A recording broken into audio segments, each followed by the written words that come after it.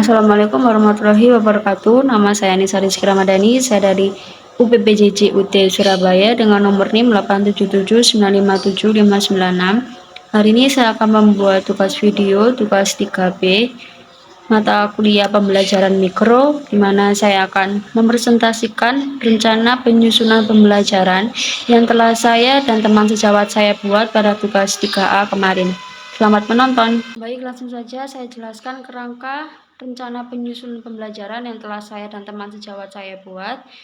Di sini ada A, informasi umum. Satuan pendidikannya SD Negeri Karya Bangsa, kelas 2, fase A, semester 2. Dominan atau topik yang kami pilih ada bahasa Indonesia atau pertemuan dalam keragaman. Submaterinya kata-kata ajaib, alokasi waktu 2 jam pembelajaran atau 2 kali 35 menit.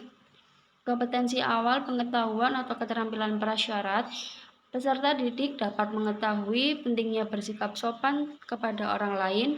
Peserta didik dapat menggunakan kata-kata ajaib dalam kehidupan sehari-hari. Lalu selanjutnya ada profil pelajar Pancasila. Yang pertama, beriman dan bertakwa kepada Tuhan Yang Maha Esa dan berakhlak mulia. Yang kedua, kebinekaan global. Yang ketiga, gotong royong. Dan yang keempat, mandiri. Lalu ada sarana dan prasarana. Yang pertama, buku Kementerian Pendidikan, Kebudayaan, Riset, dan Teknologi Republik Indonesia tahun 2021 Bahasa Indonesia. Yang kedua, LKPD.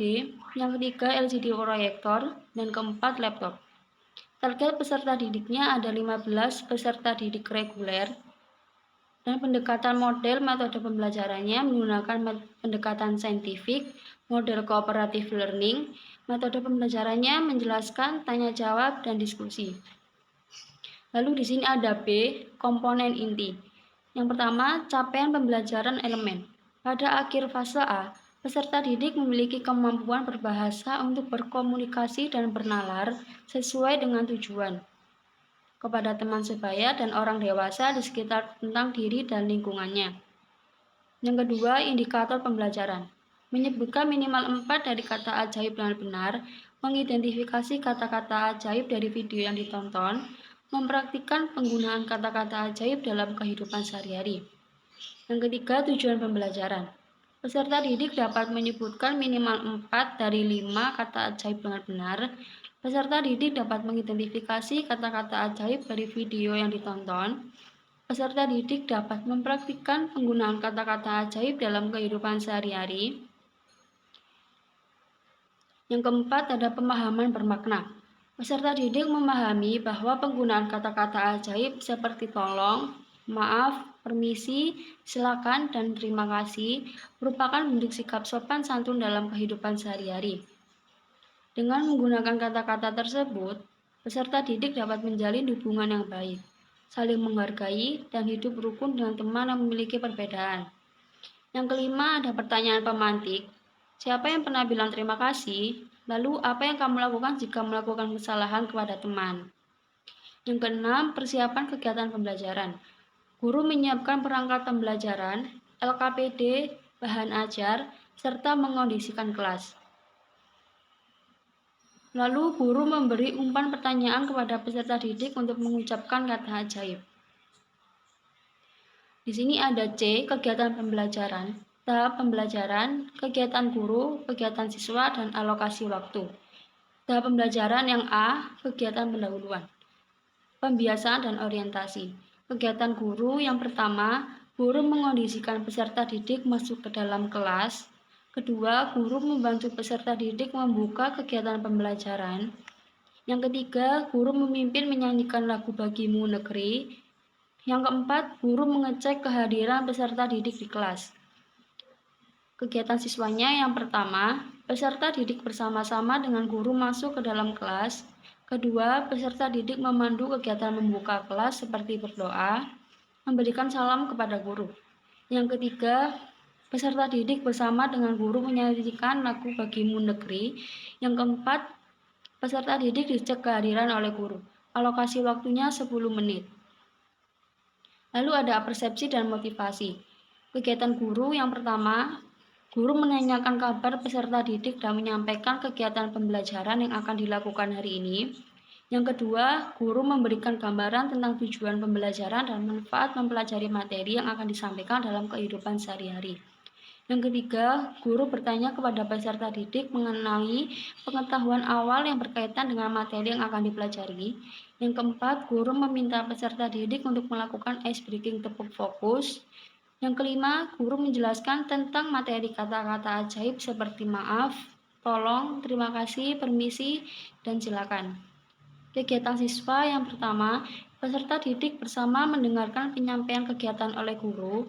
Yang kedua, peserta didik memperhatikan penyampaian oleh guru. Yang ketiga, peserta didik menjawab pertanyaan-pertanyaan pemantik yang diberikan oleh guru. Yang keempat, peserta didik melakukan ice breaking tepuk fokus. Yang kelima, peserta didik menyimak materi yang disampaikan oleh guru. Alokasi waktunya 10 menit. Selanjutnya yang B yaitu kegiatan inti, di mana alokasi waktunya itu 45 menit. Kegiatan guru yang pertama yaitu guru meminta peserta didik untuk mengamati video yang disajikan oleh guru.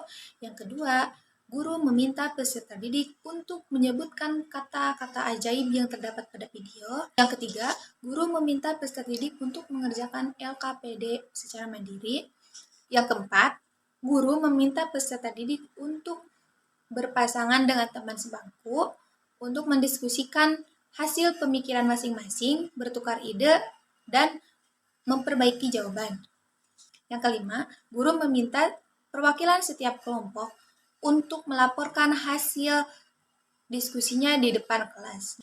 Yang keenam, guru mengulang kembali kata-kata ajaib di akhir kegiatan. Pada kegiatan siswa, itu yang pertama peserta didik mengamati video yang telah disediakan oleh guru. Yang kedua, peserta didik menyebutkan kata-kata ajaib yang terdapat pada video. Yang ketiga, peserta didik mengerjakan LKPB secara masing-masing. Yang keempat, peserta didik berpasangan dengan teman sebangku untuk mendiskusikan hasil pemikiran masing-masing, bertukar ide, dan memperbaiki jawaban. Yang kelima, setiap kelompok perwakilan melaporkan hasil diskusinya di depan kelas. Selanjutnya, C. Kegiatan penutup, di mana alokasi waktunya itu 15 menit. Pada kegiatan guru, yang pertama, guru memberikan evaluasi pada kegiatan hari ini dengan melakukan tanya jawab. Yang kedua, guru membimbing peserta didik untuk menarik kesimpulan pada pembelajaran hari ini. Yang ketiga, guru memberikan penguatan kepada peserta didik mengenai hasil kesimpulan yang dibuat. Yang keempat, guru menutup pembelajaran dengan mengarahkan peserta didik untuk berdoa. Pada kegiatan siswa, yaitu yang pertama, peserta didik melakukan evaluasi yang dilakukan oleh guru dengan tanya jawab. Yang kedua, peserta didik bersama dengan guru membuat kesimpulan pembelajaran hari ini. Yang ketiga, peserta didik mendengarkan penyampaian yang dilakukan oleh guru. Yang keempat, peserta didik bersama dengan guru menutup pembelajaran hari ini dengan berdoa. Selanjutnya, pada asesmen itu ada dua, yaitu yang pertama jenis asesmen, dan yang kedua itu bentuk asesmen. Pada jenis asesmen itu ada 3, yaitu penilaian pengetahuan, penilaian sikap, dan penilaian keterampilan. Pada bentuk asesmen itu ada 2. Yang pertama tes lisan, dan yang kedua LKPD, lembar kegiatan peserta didik. Dan yang D itu lampiran. Lampiran ada refleksi dan lembar kerja peserta didik atau LKPB. Pada lampiran itu ada refleksi dan LKPB-nya. Lampiran yang pertama itu refleksi.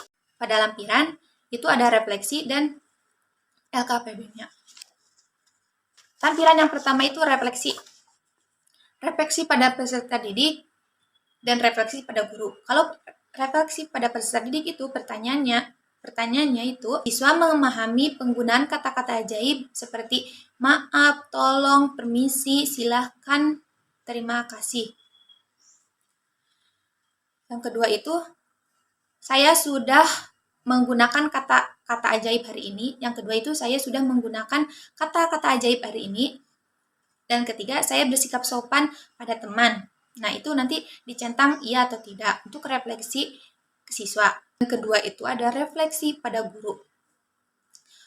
Pertanyaan refleksinya itu, yang pertama itu peserta didik aktif dalam pembelajaran, yang kedua peserta didik memahami materi, dan yang ketiga model pembelajaran berjalan dengan baik, waktu pembelajaran cukup, dan tujuan pembelajaran juga tercapai.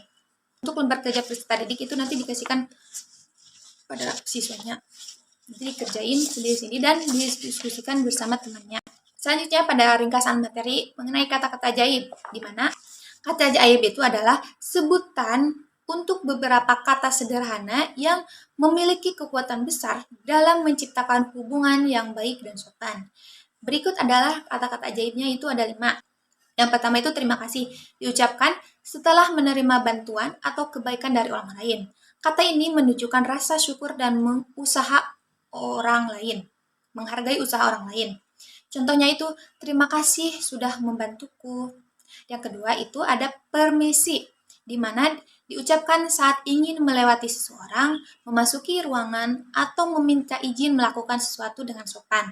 Kata ini menunjukkan dengan kesantunan, contohnya, permisi, saya mau lewat. Yang ketiga itu tolong. Tolong itu diucapkan saat kita meminta bantuan kepada orang lain. Kata ini membuat permintaan menjadi lebih sopan dan menghargai orang yang dimintai bantuan. Contohnya, tolong ambilkan buku itu ya. Yang keempat ada kata maaf, diucapkan saat melakukan kesalahan atau ingin meminta ampun. Kata ini menunjukkan penyesalan dan keinginan untuk memperbaiki keadaan. Contohnya, maaf, aku tidak sengaja menjatuhkan pensilmu. Dan yang terakhir itu yang kelima, silahkan, di mana diucapkan saat mempersilahkan seseorang untuk melakukan sesuatu. Kata ini menunjukkan keramahan. Contohnya itu, silahkan duduk di sini. Nah, itu mengenai ringkasan materinya. Selanjutnya itu ada daftar push-up.